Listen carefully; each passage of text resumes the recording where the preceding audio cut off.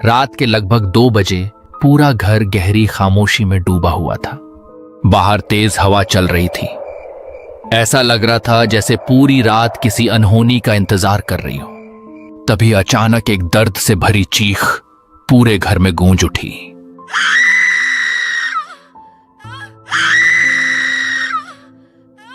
वह चीख इतनी भयानक थी कि सुनते ही हर किसी की रूह कांप जाती। आवाज सीधे अवंतिका के कमरे से आ रही थी। ऐसा लग रहा था जैसे वह किसी असहनीय दर्द से तड़प रही हो।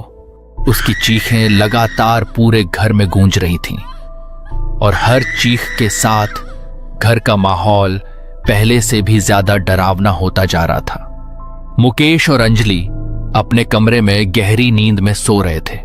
दोनों की आंखें एकदम से खुल गईं। अंजलि घबराकर बिस्तर पर उठ बैठी। उसकी सांसें तेज चलने लगीं। मुकेश, ये किसकी चीख थी? मुकेश भी पूरी तरह घबरा चुका था। वह कुछ पल तक ध्यान से सुनता रहा। लगता है ये आवाज अवंतिका के कमरे से आ रही है।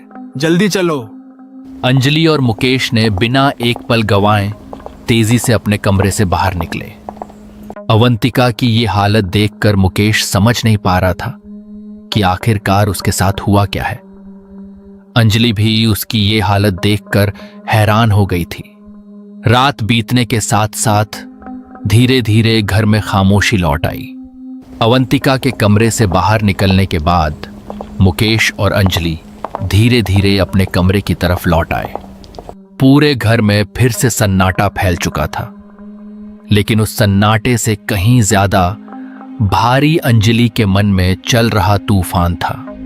वह खिड़की के बाहर घने अंधेरे को घूर रही थी। अचानक उसने पीछे मुड़कर मुकेश की तरफ देखा। उसकी आंखों में चिंता भी थी और हल्की सी नाराजगी भी। कुछ पल तक दोनों के बीच कोई बात नहीं हुई। आखिरकार अंजलि ने ही खामोशी तोड़ी। मुकेश, क्या तुम्हें नहीं लगता कि तुम अवंतिका की जरूरत से ज्यादा चिंता करने लगे हो? मुकेश ने उसकी तरफ देखा। अंजलि ने कमरे का दरवाजा बंद किया। तुम ऐसा क्यों कह रही हो? पहले तो तुमने एक अनजानी लड़की को घर ले आए। जब से वह इस घर में आई है, मैंने देखा है उसकी हर छोटी बड़ी बात तुम्हें बेचैन कर देती है। अभी देखो, उसकी तबीयत खराब हुई तो तुम खुद घबरा गए। मैं ये नहीं कह रही कि किसी की मदद मत करो, लेकिन हर बात की भी एक सीमा होती है। मुकेश कुछ पल चुप रहा।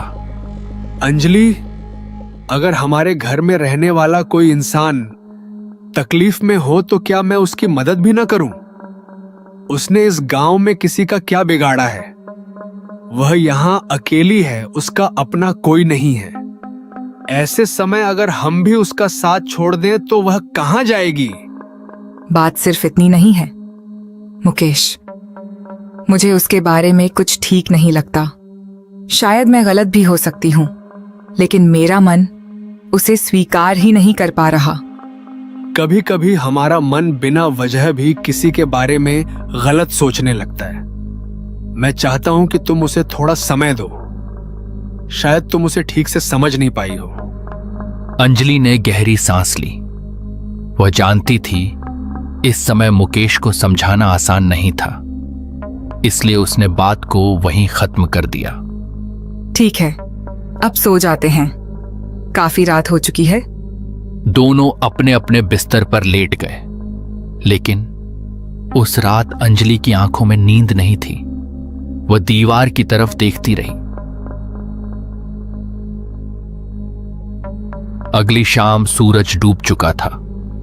आसमान पर फिर से काले बादल छा गए थे।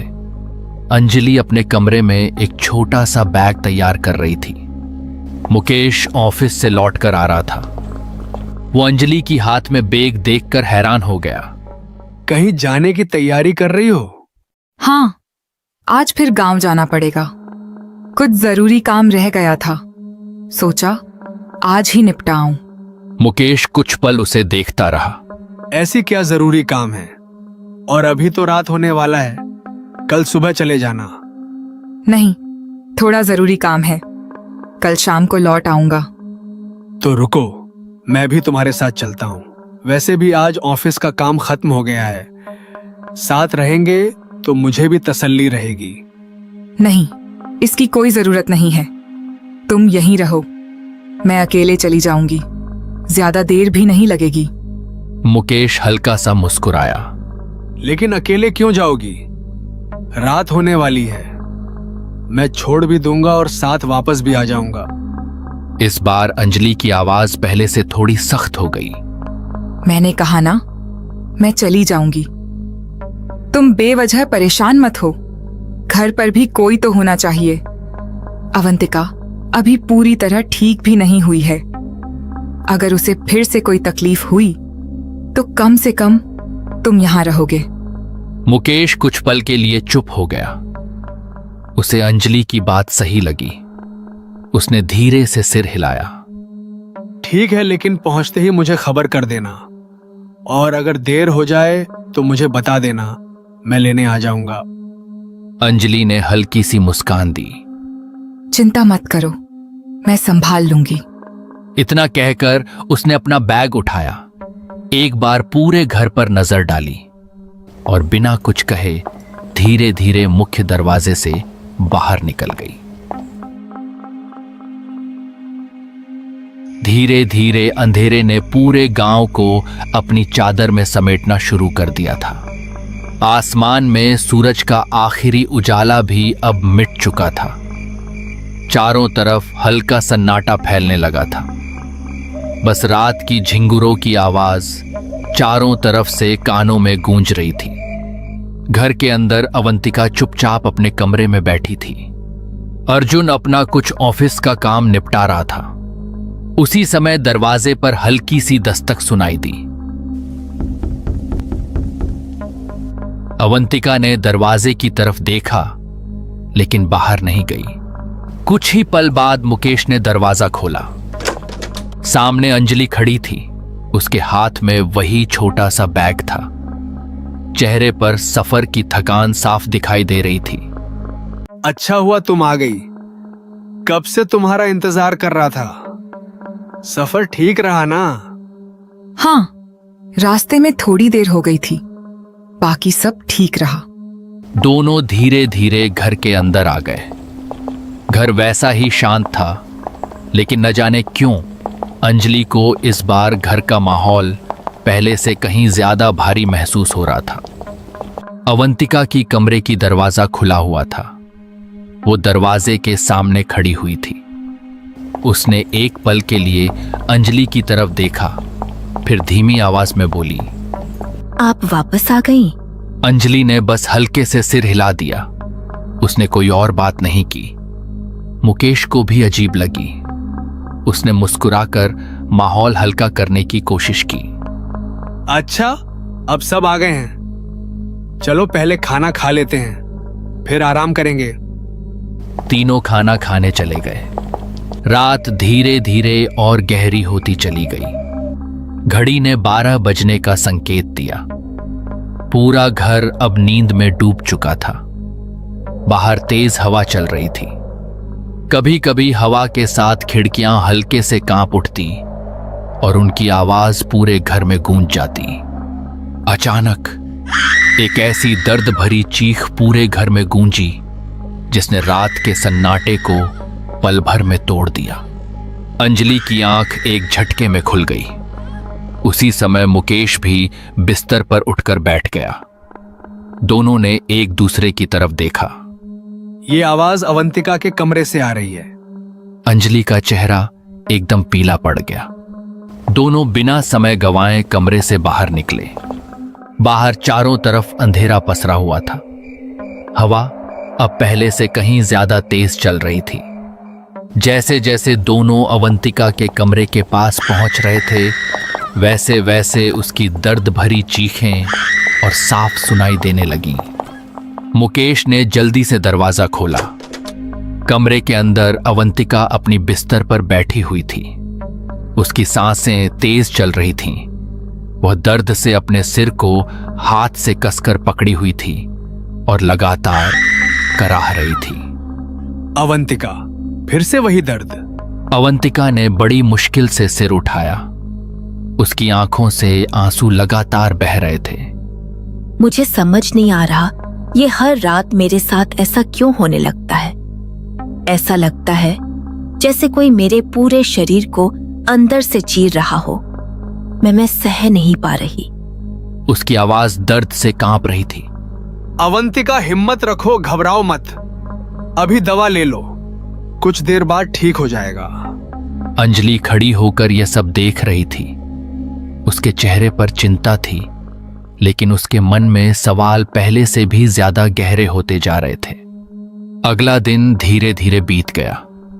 शाम ढल चुकी थी। अंधेरा फिर पूरे गांव में फैल चुका था।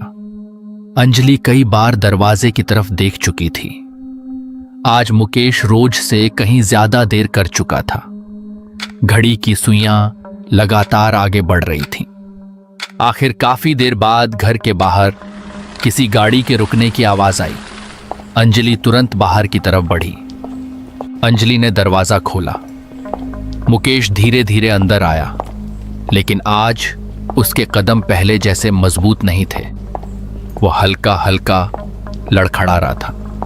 जैसे ही अंजलि उसके पास गई, अंजलि को उसके मुंह से शराब की तेज गंध महसूस हुई। वह कुछ पल तक उसे देखती रह गई। मुकेश, तुमने शराब पी रखी है? बस ऑफिस के कुछ लोग जबरदस्ती रोककर बैठ गए थे। बहुत मना किया, लेकिन थोड़ा सा पीना पड़ गया। तुम चिंता मत करो, मैं बिल्कुल ठीक हूं। ये बात कहकर अर्जुन बिस्तर पर लेट गया। कुछ देर बाद अंजलि भी सो गई।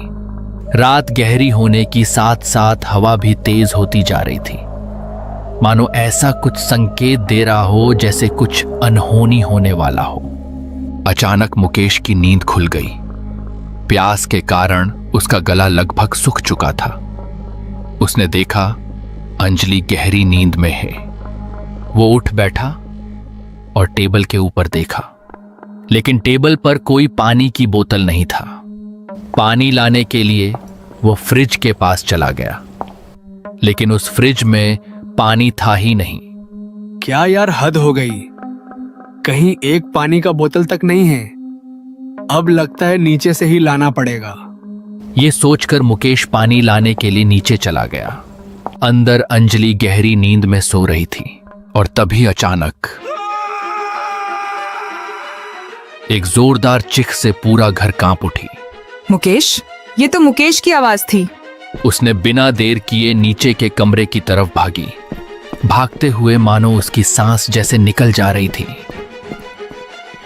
नीचे का नजारा देखते ही उसकी पैर के नीचे जमीन धंस गई। मुकेश जमीन पर बिल्कुल निश्चल पड़ा था। उसके सिर के नीचे से धीरे धीरे खून फैलने लगा। अंजलि के हाथ कांपने लगे। वो घुटनों के बल उसके पास बैठ गई। मुकेश, आंखें खोलो, मेरी बात सुनो। लेकिन मुकेश की तरफ से कोई जवाब नहीं आया। उसकी सांसें बहुत धीमी हो चुकी थीं। अवंतिका कमरे से बाहर आई। वो घबराकर वहीं खड़ी रह गई। उसके चेहरे का रंग उड़ चुका था। अंजलि की आंखों से आंसू रुक ही नहीं रहे थे। फिर बिना एक पल गंवाए मुकेश को उसी रात अस्पताल ले जाया गया। रात में चारों तरफ सन्नाटा था, बस अंजलि की मन को छोड़ के। वह बार बार भगवान से सिर्फ एक ही प्रार्थना कर रही थी, हे भगवान, बस मुकेश को बचा लेना। अवंतिका चुपचाप बैठी थी। अंजलि के लिए हर समय जैसे रुक सा गया था। हर बीतता मिनट और भारी लग रहा था। कुछ देर बाद ऑपरेशन थिएटर का दरवाजा खुला। डॉक्टर बाहर आए। उनके चेहरे की गंभीरता देखकर अंजलि का दिल जोर से धड़कने लगा। हमें अफसोस है, सिर पर बहुत गहरी चोट आई थी। हमने पूरी कोशिश की, लेकिन हम उन्हें बचा नहीं सके। इतना सुनते ही अंजलि की दुनिया जैसे एक पल में बिखर गई। वह वहीं बैठकर फूट फूट कर रोने लगी। अवंतिका वहीं बैठकर सब देख रही थी। उसने अंजलि को संभालने की कोशिश नहीं की।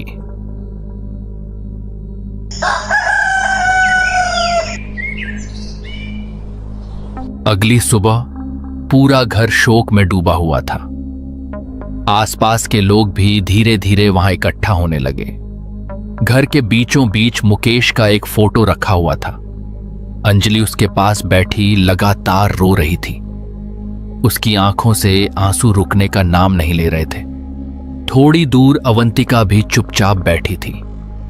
उसकी आंखें भी नम थीं। अचानक अंजलि धीरे धीरे उठी। उसने आंसू पोंछे और गुस्से से अवंतिका की तरफ देखने लगी। उसकी आंखों में दर्द भी था और एक ऐसा आरोप जिसका जवाब अभी किसी के पास नहीं था। वहीं बैठी अवंतिका ने भी उसकी तरफ देखा, लेकिन वह कुछ समझ नहीं पा रही थी कि आखिर अंजलि उसे इस तरह क्यों देख रही है। सुबह का माहौल अभी पूरी तरह शांत भी नहीं हुआ था कि एक खबर पूरे गांव में बिजली की तरह फैल गई। यह खबर जैसे ही रामप्रसाद के कानों तक पहुंची, उनके हाथ कांपने लगे। कुछ पल के लिए उन्हें लगा शायद उन्होंने कुछ गलत सुन लिया है। उन्होंने सामने खड़े आदमी से दोबारा पूछा, लेकिन जवाब वही था। यह सुनते ही रामप्रसाद के चेहरे का रंग उड़ गया। उन्हें विश्वास ही नहीं हो रहा था कि जिस लड़के को उन्होंने बचपन से अपनी आंखों के सामने बड़ा होते देखा, आज उसके बारे में ऐसी खबर सुनने को मिलेगी। बिना एक पल रुके उन्होंने तेजी से मुकेश के घर की तरफ कदम बढ़ा दिए। रास्ता वही था, लेकिन आज हर कदम पहले से कहीं ज्यादा भारी लग रहा था। चलते चलते उनके हाथ लगातार कांप रहे थे। ऐसा लग रहा था जैसे उनका मन बार बार इस खबर को झुठलाने की कोशिश कर रहा हो। लेकिन जैसे जैसे वे घर के करीब पहुंचते गए, वैसे वैसे उनके मन का डर और गहरा होता गया। उनके मन में न जाने कितने सवाल उठ रहे थे, लेकिन किसी भी सवाल का जवाब उनके पास नहीं था। आखिरकार वे मुकेश के घर पहुंच गए। घर के बाहर गांव के कई लोग खामोशी से खड़े थे। किसी के चेहरे पर मुस्कान नहीं थी। पूरा माहौल गम में डूबा हुआ था। रामप्रसाद धीरे धीरे घर के अंदर गए और जैसे ही उनकी नजर सामने गई, वे एकदम रुक गए। उनकी आंखें नम हो गईं। सामने एक टेबल पर मुकेश की एक बड़ी सी तस्वीर रखी थी। तस्वीर पर ताजे फूलों की माला चढ़ी हुई थी। उस तस्वीर के ठीक सामने अंजलि जमीन पर बैठी फूट फूट कर रो रही थी। उसे देखकर ऐसा लग रहा था मानो उसकी पूरी दुनिया एक ही पल में उजड़ गई हो। रामप्रसाद की आंखों से भी आंसू निकल पड़े। उन्होंने कभी सपने में भी नहीं सोचा था कि एक दिन उन्हें मुकेश की तस्वीर के सामने इस तरह खड़ा होना पड़ेगा। कुछ पल तक वे चुपचाप उसी तस्वीर को देखते रहे। फिर उन्होंने धीमी आवाज में कहा, बेटी खुद को संभालो। मैं जानता हूं यह दुख बहुत बड़ा है, लेकिन जो हो गया उसे बदला नहीं जा सकता। अगर तुम इस तरह टूट जाओगी तो खुद को कैसे संभालोगी? हिम्मत रखो, भगवान तुम्हें यह दर्द सहने की शक्ति दे। अंजलि लगातार रोती रही। कुछ देर बाद उसने किसी तरह अपने आंसू पोंछे। रामप्रसाद ने गहरी सांस ली। लेकिन बेटी, आखिर यह सब हुआ कैसे? कल तक तो सब ठीक था। आखिर एक ही रात में ऐसा क्या हुआ कि आज मुकेश सिर्फ एक तस्वीर बनकर रह गया? अंजलि ने तस्वीर की तरफ देखी। उसकी आंखें फिर भर आईं। कुछ पल तक वह कुछ बोल ही नहीं पाई। फिर कांपती आवाज में उसने कहा, कल रात मुकेश ऑफिस से बहुत देर से घर लौटे थे। उसकी आवाज कांप रही थी। हर शब्द के साथ उसकी आंखों से आंसू लगातार बह रहे थे। रामप्रसाद बिना कुछ बोले उसकी बात ध्यान से सुनते रहे। हम उन्हें उसी रात अस्पताल लेकर गए। डॉक्टर भी पूरी कोशिश करते रहे, लेकिन उनकी सिर पर बहुत गहरी चोट लग चुका था। उन्होंने कहा, अब उनको बचाना संभव नहीं है। इतना कहते ही अंजलि फिर से फूट फूट कर रोने लगी। घर में कुछ पल के लिए गहरा सन्नाटा छा गया। रामप्रसाद की नजर धीरे धीरे फिर मुकेश की तस्वीर पर जाकर टिक गई। उनके मन में न जाने क्यों एक अजीब सी बेचैनी उठने लगी। शाम को अवंतिका अपने कमरे में बैठी थी, लेकिन उसके मन में सिर्फ एक ही बात घूम रही थी। आखिर मुकेश के साथ यह सब कैसे हो गया? कमरे में इतना सन्नाटा था कि उसकी सांसों की आवाज भी साफ सुनाई दे रही थी। तभी कमरे के बाहर किसी के तेज कदमों की आहट सुनाई दी। अवंतिका ने धीरे से सिर उठाया। इससे पहले कि वह कुछ समझ पाती, अंजलि गुस्से में दरवाजा खोलकर कमरे के अंदर आ गई। उसकी आंखें रो रो कर लाल हो चुकी थीं। चेहरे पर दर्द था, लेकिन उस दर्द से कहीं ज्यादा गुस्सा दिखाई दे रहा था। यह सब तेरी वजह से हुआ है। अवंतिका एकदम चौंक गई। उसे समझ ही नहीं आया कि अंजलि अचानक ऐसा क्यों कह रही है। वह धीरे से खड़ी हुई। मेरी वजह से? मैं कुछ समझी नहीं। अंजलि की आंखों से आंसू लगातार बह रहे थे, लेकिन उसकी आवाज अब भी गुस्से से भरी हुई थी। जिस दिन से तू इस घर में आई है, उसी दिन से इस घर में अजीब अजीब घटनाएं होने लगी। पहले हर रात तेरी हालत बिगड़ने लगी, फिर घर का माहौल बदल गया, और आज मेरा मुकेश हमेशा के लिए मुझसे दूर चला गया। अवंतिका की आंखें भर आईं। लेकिन मैंने किया क्या है? मैं तो खुद नहीं जानती कि मेरे साथ हर रात ऐसा क्यों होता है। अंजलि ने बिना उसकी बात सुने जवाब दिया। तूने कुछ नहीं किया, सब कुछ तेरी वजह से हुआ है। अगर तू उस रात हमारे घर नहीं आती तो शायद आज मुकेश जिंदा होता। यह सुनकर अवंतिका पूरी तरह टूट गई। उसकी आंखों से आंसू लगातार बहने लगे। मैं कसम खाकर कहती हूँ, मेरा किसी भी बात से कोई लेना देना नहीं है। अगर मुझे जरा सा भी पता होता कि मेरे आने से ऐसा कुछ होगा, तो मैं कभी इस घर की चौखट भी पार नहीं करती। लेकिन उस समय अंजलि किसी की सफाई सुनने की हालत में नहीं थी। दुख ने उसके धैर्य को पूरी तरह तोड़ दिया था। वो गुस्से में लगातार अवंतिका को खरी खोटी सुनाती रही। मैंने शुरू से महसूस किया था कि तेरे आने के बाद इस घर में कुछ ठीक नहीं है, लेकिन मुकेश ने मेरी एक भी बात नहीं मानी। आज देख लिया ना, सब खत्म हो गया।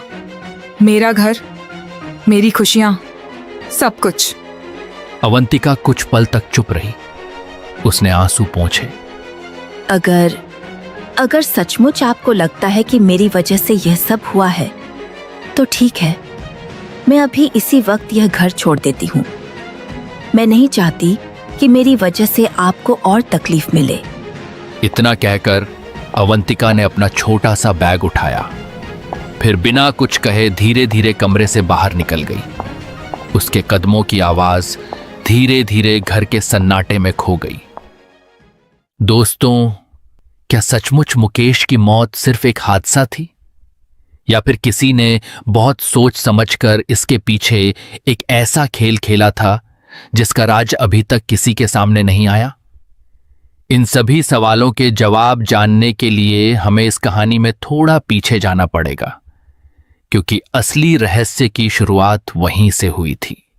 यह कहानी शुरू होती है उस शाम से जिस दिन अंजलि अपने गांव गई थी। मुकेश को उसने सिर्फ इतना कहा था, गांव में थोड़ा जरूरी काम है, कल तक वापस आ जाऊंगी। मुकेश ने भी उसकी बात पर ज्यादा सवाल नहीं किए, लेकिन असलियत कुछ और ही थी। अंजलि उस दिन किसी रिश्तेदार से मिलने या किसी जरूरी काम के लिए गांव नहीं गई थी। उसके मन में पिछले कई दिनों से एक ही बात घूम रही थी। जब से अवंतिका इस घर में आई है, घर का माहौल पूरी तरह बदल चुका है। उसके चेहरे पर बार बार दिखाई देने वाली वह रहस्यमयी मुस्कान कुछ तो अजीब है। इन सब बातों ने अंजलि के मन में एक ऐसा डर पैदा कर दिया था जो अब हर दिन बढ़ता ही जा रहा था। वह कई बार खुद को समझाती, शायद मैं जरूरत से ज्यादा सोच रही हूं। लेकिन जैसे ही अंजलि अवंतिका को सामने देखती, उसकी रहस्यमय मुस्कान देखकर उसका शक और बढ़ जाता। न जाने क्यों उसके मन में एक अजीब सी बेचैनी होने लगती। उसे ऐसा महसूस होता जैसे अवंतिका धीरे धीरे मुकेश को अपने वश में करती जा रही हो। इसीलिए घर से निकलने से पहले उसने चुपचाप अवंतिका की एक तस्वीर अपने साथ रख ली। अंजलि अपने घर पहुंचकर उस गहरी सन्नाटे के बीच पैदल कहीं जा रहा था। शाम धीरे धीरे रात में बदलने लगी। आसमान पर काले बादल छा चुके थे। ठंडी हवा लगातार चल रही थी।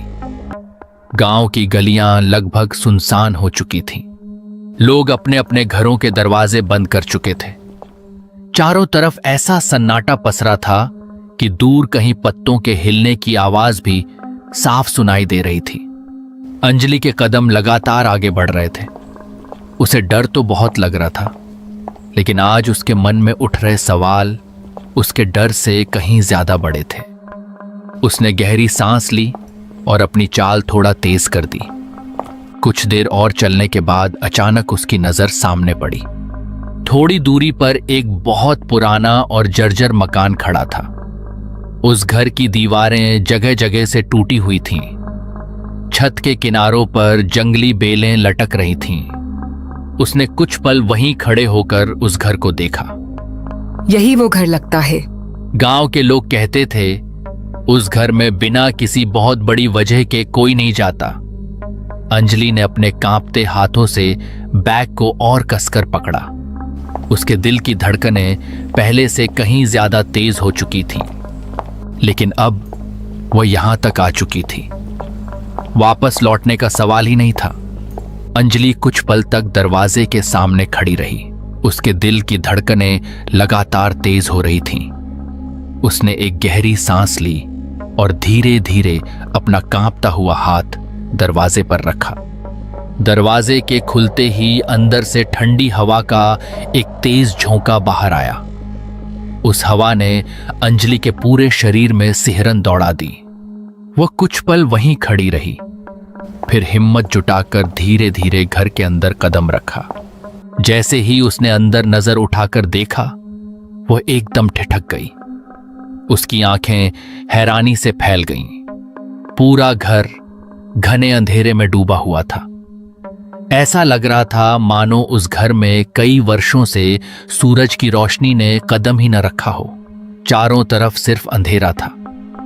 इतना गहरा अंधेरा कि दूर खड़ी चीजें भी ठीक से दिखाई नहीं दे रही थीं। तभी उस अंधेरे के बीच उसे एक आदमी दिखाई दिया। वो बिल्कुल स्थिर बैठा हुआ था। उसने पूरे शरीर पर काले रंग के कपड़े पहन रखे थे।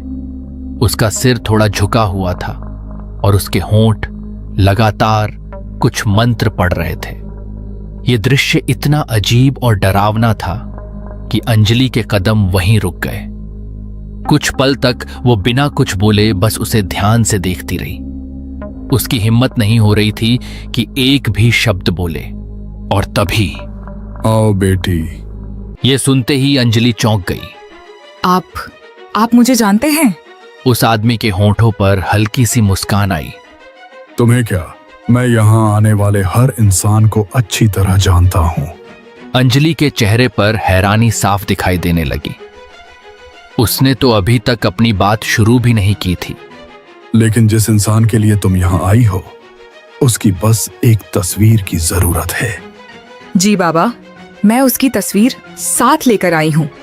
लेकिन याद रखना बेटी, कुछ पाने के लिए कुछ खोना पड़ता है। बाबा, मैं बस चाहती हूँ वो मेरी पति के जिंदगी से निकल जाए। तो ठीक है बेटी, लेकिन याद रखना, बाद में जो कुछ होगा उसके लिए तुम जिम्मेदार रहोगी। और मुझे जो चाहिए वो लाए हो। अंजलि ने अपने बैग से कुछ पैसे निकालकर उसको दिए। अब तुम जाओ बेटी, तुम्हारा काम हो जाएगा। अंजलि ने एक बार भी नहीं सोची। वो बस चाहती थी अवंतिका मुकेश की जिंदगी और उनके घर छोड़ के निकल जाए। लेकिन उसका नतीजा आज क्या निकलने वाला है, उसे खुद नहीं पता था। आज उसके पास कोई नहीं था, इसीलिए वो घर छोड़कर गांव चली गई।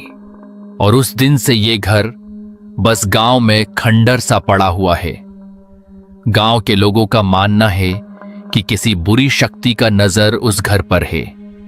इसीलिए शाम होने के बाद कोई उस घर के आसपास भी नहीं जाता। दोस्तों, यहां तक इस वीडियो को देखने के लिए धन्यवाद। अगर ये वीडियो आपको पसंद आई तो एक प्यारा सा कमेंट जरूर करें और वीडियो को लाइक और चैनल को सब्सक्राइब करना बिल्कुल ना भूलें। धन्यवाद।